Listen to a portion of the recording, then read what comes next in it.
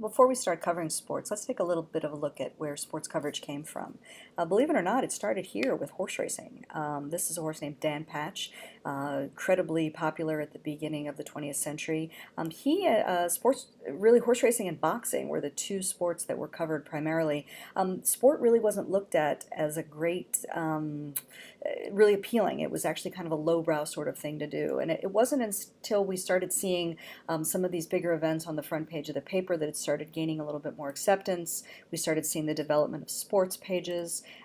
We had baseball at the beginning of the 20th century was being developed, and that sort of put sport in the common man and kind of enticed some competitive juices. We had the development of the Baseball Writers Association of America, which really started to put some power in the hands of the people who wrote about sport. We also started to develop new media. So here's radio, and people would gather around and listen to sporting events. Of course, TV brought sport right into your living room. And then we started to develop personalities. So this is Red Smith, who was one of the most prominent sports writers of all time.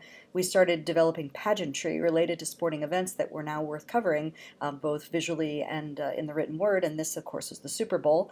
And then we started really starting to see sport get a lot more penetration into our daily life. This is the intro to the Wide World of Sports, which was on ABC, a very popular show, but was on Saturday mornings or Saturday afternoon, and you'd get to see sports that you didn't get to see otherwise. ESPN really changed things. So now we had, sports channel that was devoted just to athletic endeavors. It was on 24 hours after a certain point. We really started to engage in sport on a daily basis.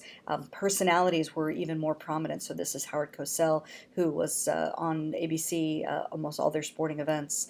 We had Jimmy the Greek, who was a gambler by trade, but who also started to bring personality to sport.